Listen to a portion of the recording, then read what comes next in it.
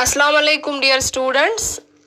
आज का हमारा टॉपिक है the preamble of the constitution from second chapter of political science, constitutional design for class 9th।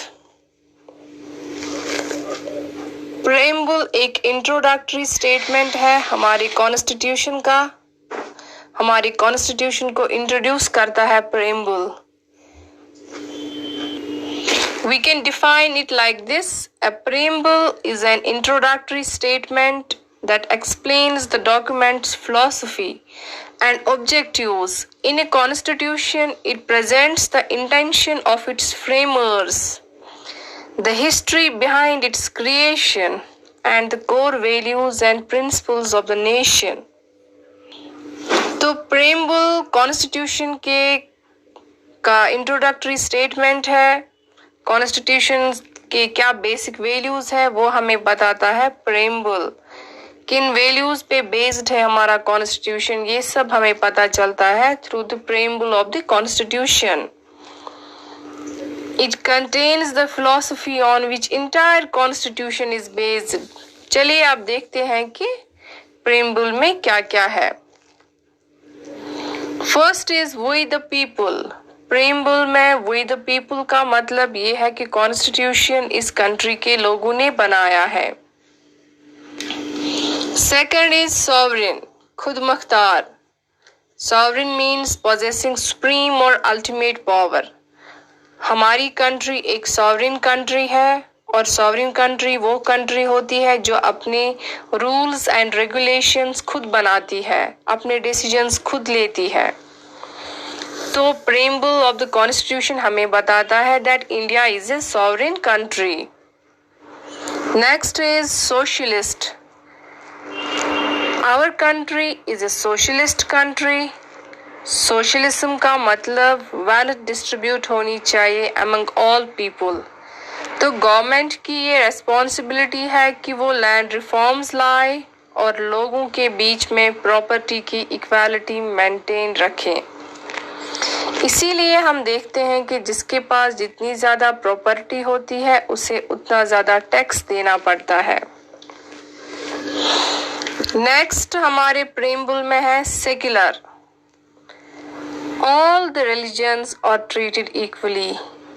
हमारे constitution में हर एक रिलीजन को इक्वल दर्जा दिया गया है।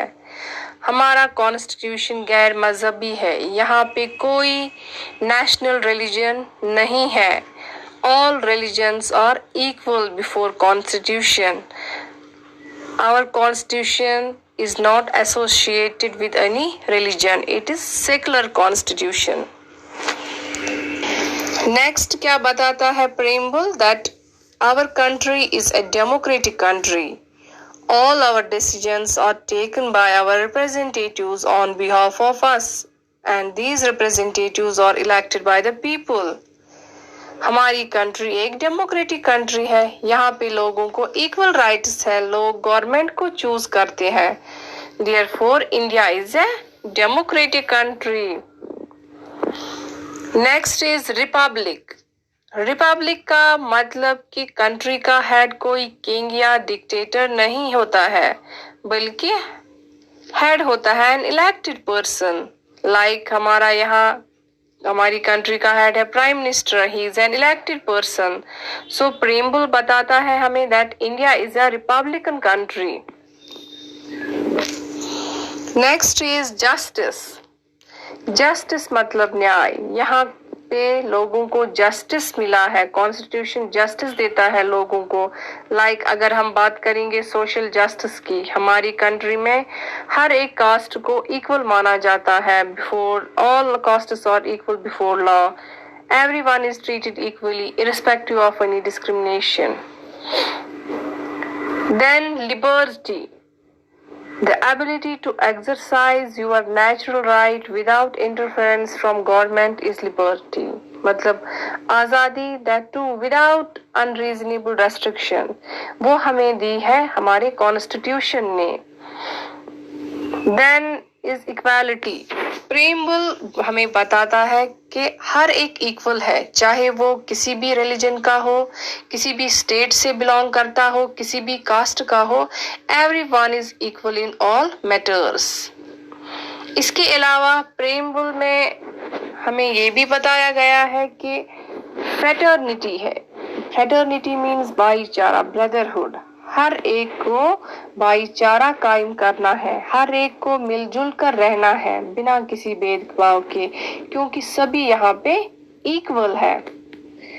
So dear students, this was all about today's topic, that is the preamble of the Constitution.